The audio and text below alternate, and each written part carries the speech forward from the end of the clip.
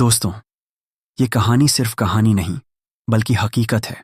एक ऐसी सच्चाई जो आपके दिल को छू लेगी और सोचने पर मजबूर कर देगी।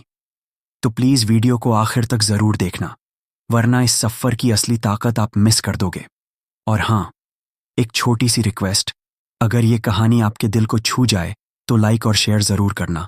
चलिए शुरू करते हैं आज की कहानी। दोस्तों, ये सच्ची कहानी झारखंड के हजारीबाग जिले की है, जहां रात की खामोशी में जब चारों तरफ अंधेरा छाया हुआ था और खिड़की से आती ठंडी हवा की सरसराहट के साथ हल्की बूंदाबंदी होने लगी थी, वहीं एक छोटे से घर में अकेली बैठी एक औरत नींद से करवट बदल रही थी। कमरे के एक कोने में छोटा सा लैंप जल रहा था और बाहर आसमान में बिजली की एक लकीर चमकी, जिससे पूरी खिड़की एक पल के लिए रोशन हो गई। उसी पल बिस्तर पर लेटी निशा की आंख खुल गई। एक पल को घबराई, फिर उठकर सीधे खिड़की की तरफ गई और जब उसने खिड़की से बाहर झांका तो उसकी आंखें एकदम ठहर गईं। बरसती हुई बारिश में घर के दरवाजे के पास एक लड़का भीगा हुआ, कांपता हुआ बैठा था, अपने शरीर से चिपका हुआ एक पुराना सा कंबल ओढ़े हुए, और उसकी आंखों में कुछ डर नहीं था, बस सर्दी से लड़ती हुई एक खामोशी थी। निशा कुछ देर तक उसे देखती रही और फिर बिना ज्यादा सोचे उसने दरवाजा खोला। कौन हो तुम? निशा ने धीरे से पूछा।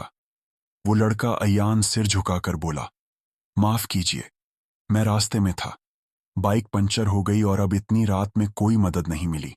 सिर्फ एक रात काटनी है, चाहे तो बाहर बरामदे में लेट जाऊंगा, बस थोड़ी लकड़ी या कंबल दे दीजिए। निशा कुछ पल तक चुप रही। उसके भीतर का डर एक पल के लिए उभरा, लेकिन अयान की कांपती हालत देखकर उसके मन में डर की जगह दया जाग उठी। उसने कहा, ठीक है, लेकिन अंदर मत आना, मैं लकड़ियां और कंबल दे देती हूं। अयान ने सिर हिलाया। उसकी आंखों में पहली बार थोड़ी राहत थी। निशा अंदर गई और थोड़ी देर बाद लकड़ियों की गठरी और एक पुराना कंबल लेकर लौटी। उसने सब कुछ दरवाजे के पास रख दिया और बिना कुछ बोले दरवाजा बंद कर लिया। अयान ने लकड़ियां जलाईं, लेकिन ठंडी हवा में वह भी ज्यादा देर तक असर नहीं कर रही थी, और ऊपर से वह कंबल भी अब तक बारिश में भीग चुका था। रात के करीब 10 बज चुके थे। बिजली फिर से कड़कती है और निशा की नींद फिर से टूट जाती है। उसे तुरंत अयान का ख्याल आता है। वो सोचती है, इतनी बारिश में वो बाहर कैसे बैठा होगा। वो हिम्मत करके फिर से दरवाजा खोलती है, और जो नज़ारा सामने होता है वो किसी के भी दिल को झकझोर सकता है। अयान कोने में सिकुड़ा बैठा था, पूरा शरीर भीग चुका था, दांत किटकिटा रहा था और चेहरा नीला पड़ने लगा था। निशा का दिल भर आता है। वह बिना देर किए कहती है, अंदर आ जाओ। अयान कुछ कहने ही वाला होता है कि निशा फिर कहती है, डरो मत, अब भरोसा है मुझे, अंदर आ जाओ वरना बीमार पड़ जाओगे। अयान कुछ सेकंड तक सोचता है, फिर हौले से उठता है, कांपते हुए कदमों से अंदर आता है। निशा उसे एक पुराना सूखा कपड़ा और स्वेटर देती है। ये मेरे पति के थे, अब वो यहां नहीं है, बदल लो वरना सर्दी लग जाएगी। अयान कपड़े बदलकर जब बाहर आता है तो निशा एक चारपाई की तरफ इशारा करते हुए कहती है, वहीं लेट जाओ और सुबह होते ही निकल जाना। अयान उस चारपाई को देखता है। वही बिस्तर था जिस पर कुछ देर पहले निशा आराम कर रही थी।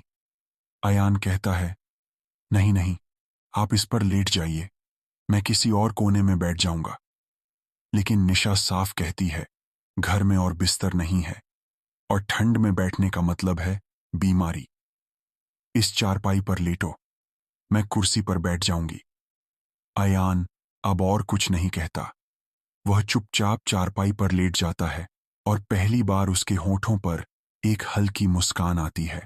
निशा अंदर जाती है और 2 कप चाय बनाकर लाती है। अयान हैरान रह जाता है।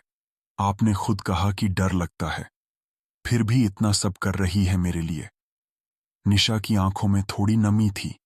कभी कभी अकेले रहने से डर कम हो जाता है। इंसान का दर्द ज्यादा बड़ा लगता है, चाय की गर्मी और इंसानी जुड़ाव की शुरुआत यहीं से हो जाती है।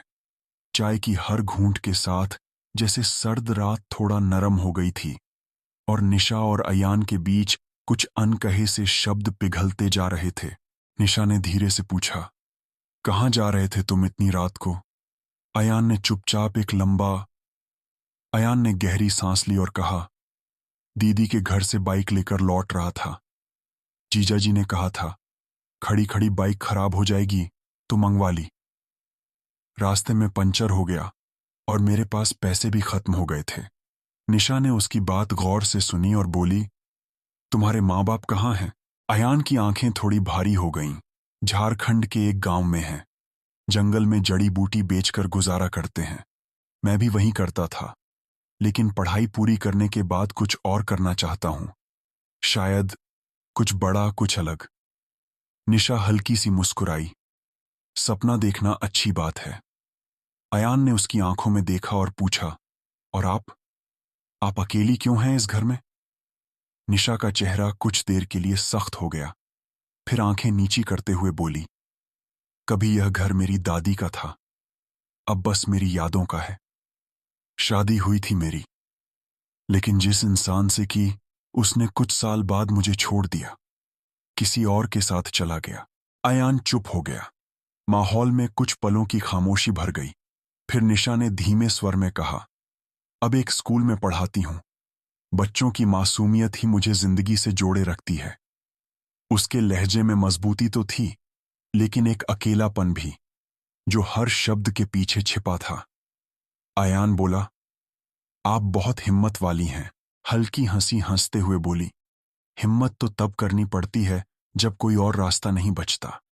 रात की सर्दी और भीतर की बातें दोनों एक जैसा असर कर रही थीं। चारपाई पर एक किनारे बैठा अयान धीरे से बोला, अगर आपको ठंड लग रही है तो आप चाहे तो आप भी इस बिस्तर में बैठ सकती हैं। मैं दूर एक तरफ रहूंगा। निशा ने पहले तो कुछ नहीं कहा, लेकिन उसकी उंगलियां कांप रही थीं। थोड़ी देर बाद वो बोली, ठीक है। लेकिन सिर्फ बर्फ जैसी ठंड से बचने के लिए दोनों एक एक कोने में बैठ गए। और फिर जो बातें शुरू हुईं, वो रुकी नहीं। अयान ने उसे अपनी मां की बातें बताईं, पिता का संघर्ष, बहन की शादी और कैसे उसके पास केवल 800 बचे थे जो उसने पेट्रोल में खर्च कर दिए। निशा ने भी बताया कि कैसे उसने अकेले रहते रहते अपने भीतर की दुनिया को सहेजा है, कैसे कुछ रिश्तों की कमी अब आदत बन चुकी है। उस रात दो अजनबियों ने एक दूसरे को कुछ नहीं दिया, लेकिन एक दूसरे से सब कुछ कह दिया। सुबह की पहली किरण खिड़की पर आकर टिकी तो निशा उठकर अंदर गई और अयान के लिए फिर से गर्म चाय ले आई। अयान चाय लेते हुए बोला, अब मुझे चलना चाहिए। कोई देख लेगा तो आपके लिए गलतफहमी होगी। निशा ने मुस्कुरा कर कहा, अभी इतनी सुबह कहाँ जाओगे? पंचर वाला दुकान भी तो नहीं खुला होगा। अयान थोड़ी देर और वहीं रुक गया, बातचीत करते हुए जैसे वक्त का एहसास ही नहीं रहा। फिर जब दिन थोड़ा चढ़ा और दुकानें खुलने लगीं तो अयान उठकर दरवाजे की ओर बढ़ा, लेकिन एक पल के लिए रुक गया और मुड़कर निशा की ओर देखा। आप मेरी एक मदद और कर सकती हैं, अयान ने कहा। निशा चौंकी। बोलो, 800 चाहिए पंचर बनवाने के लिए, वापस लौटकर लौटा दूंगा। निशा बिना कुछ बोले मुस्कुराई और चुपचाप अंदर से 800 लाकर उसके हाथ में रख दिए। यह भी पूछने की बात थी। उसका स्वर बेहद कोमल था। अयान ने कृतज्ञता से उसकी ओर देखा और कहा, मैं जरूर लौटूंगा, पैसे देने नहीं, कुछ पल चुराने।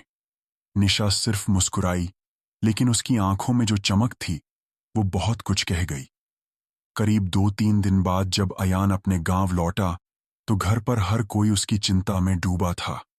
मां की आंखें दरवाजे पर टिक गई थीं और पिता की चुप्पी में सवाल छिपा हुआ था।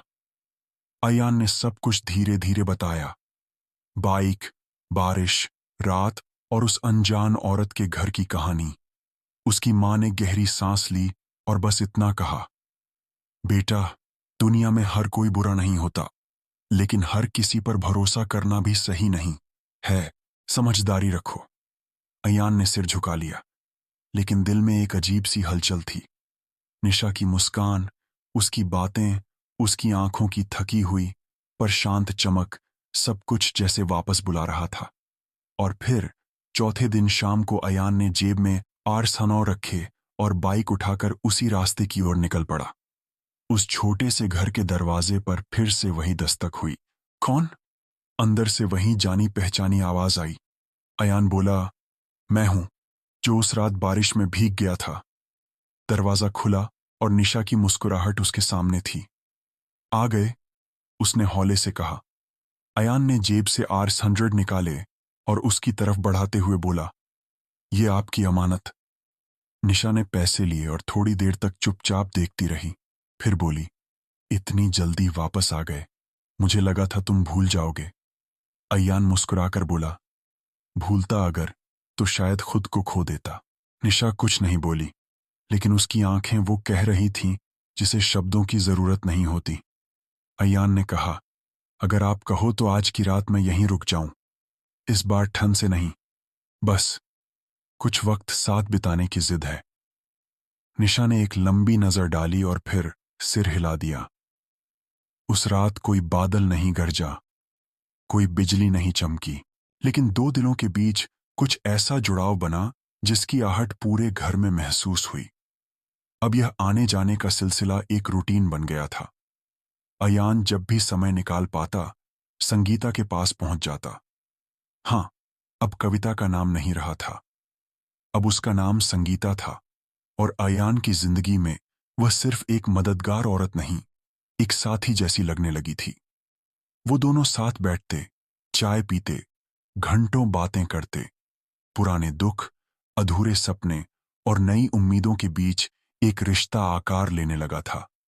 अयान कभी खेतों की बातें करता, कभी स्कूल के बच्चों की शरारतें सुनता। संगीता की हंसी अब पहले जैसी भारी नहीं लगती थी, अब उसमें मिठास थी। अब उसके बालों में उदासी नहीं थी, चुपचाप खुशी उतरती थी। और ऐसे ही 6 महीने बीत गए। अयान के आने जाने की बात अब किसी की नजरों से छिपी नहीं रही थी। एक दिन गांव की एक औरत ने सुबह सुबह संगीता के घर से अयान को निकलते देख लिया। गांव में बातों का क्या है, बात जंगल की आग की तरह फैल गई। कहने वाले कहने लगे, वह औरत तो अकेली है और लड़का बार बार जाता है, कुछ तो है दोनों के बीच। जब यह बात अयान के कानों तक पहुंची तो उसका चेहरा सख्त हो गया। वो जानता था, अगर अब चुप रहा तो वो औरत जिसने बारिश में उसे सहारा दिया था, उसकी इज्जत पर सवाल उठेंगे। और उसी शाम अयान निशा से मिलने पहुंचा। उसकी आंखों में एक अलग सा संकल्प था। निशा, उसने कहा, अब यह बातों का सिलसिला बंद करना होगा। क्यों ना हम दोनों एक दूसरे को एक नाम दे दें, शादी का नाम। निशा एक पल को चुप रही, उसकी आंखें डबडबा गईं। वो बोली, पर क्या तुम्हारे माँ बाप मुझे स्वीकार करेंगे? मैं तुमसे उम्र में बड़ी हूं, तलाकशुदा हूं और अकेली भी। अयान ने निशा का हाथ थामा और कहा, मैंने उन्हें सब बता दिया है और उन्होंने सिर्फ एक बात कही, अगर तू खुश है तो हम भी खुश हैं। निशा की आंखों से आंसू गिरने लगे, लेकिन इस बार वो आंसू दर्द के नहीं थे, सुकून के थे। कुछ हफ्तों बाद जब गांव की गलियों में फूलों की खुशबू और ढोल की हल्की थाप सुनाई देने लगी, तब लोगों को यकीन हो गया, ये बात अब अफवाह नहीं रही। निशा और अयान की शादी की तैयारी हो रही थी। कोई शाही बंदोबस्त नहीं था, कोई दिखावा नहीं, लेकिन हर चीज में एक सादगी थी जो दोनों के रिश्ते की गहराई को दर्शा रही थी। अयान के माता पिता गांव से आए थे। उनकी आंखों में थोड़ी झिझक थी, लेकिन जब उन्होंने निशा की आंखों में अपनापन देखा और उस घर के कोने कोने में रिश्तों की खुशबू महसूस की, तो उनकी झिझक पिघल गई। शादी वाले दिन मंदिर में बैठे हुए दोनों हाथ थामे हुए थे। वो हाथ जिनमें अब कोई संकोच नहीं था, कोई डर नहीं, सिर्फ एक भरोसा था। संगीत, हल्की बारिश और मिट्टी की भी खुशबू के बीच पंडित ने जैसे ही सप्तपदी का मंत्र पढ़ा, अयान ने आंखें बंद कर लीं। उसे याद आया 3 महीने पहले की वो रात जब बारिश में एक औरत ने उसे कंबल दिया था। आज उसी औरत को उसने उम्र भर की छांव दे दी थी। शादी के बाद जब वो गांव लौटे तो कुछ लोग अब भी फुसफुसा रहे थे, कुछ निगाहें अब भी सवाल कर रही थीं, लेकिन अयान ने सबके सामने खड़े होकर सिर्फ एक बात कही, जिसने बारिश में मुझे ठंड से बचाया, मैं अब जिंदगी भर उसे तन्हाई से बचाऊंगा। और अगर किसी को हमारे रिश्ते से दिक्कत है तो सोचिए, दिक्कत हमारे रिश्ते में है या आपकी सोच में। उसके इन शब्दों पर वहां कुछ देर तक सन्नाटा रहा और फिर तालियों की आवाज गूंज उठी। अयान और निशा ने एक छोटा सा घर लिया और एक स्कूल के पास अपने जीवन की एक नई किताब शुरू की। समय बीता और कुछ वर्षों बाद निशा ने एक बेटे को जन्म दिया, एक ऐसा बेटा जो उनके अधूरे जीवन को पूरी तरह से भरने आ गया था।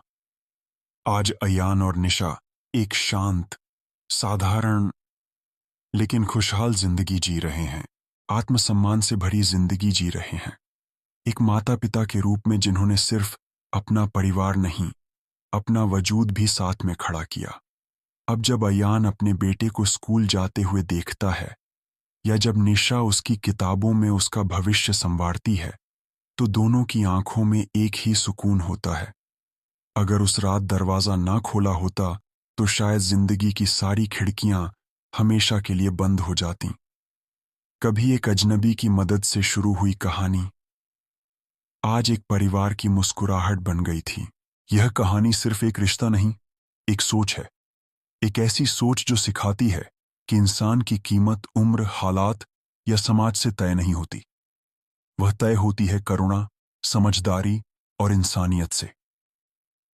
तो दोस्तों, ये थी आज की कहानी। अगर इसने आपके दिल को छुआ है तो इसे ज्यादा से ज्यादा शेयर करिए, क्योंकि हो सकता है कि किसी की जिंदगी बदलने की ताकत इसी कहानी में छिपी हो। वीडियो पसंद आए तो लाइक और कमेंट करना मत भूलना। हम अगली कहानी में फिर मिलेंगे। तब तक अपना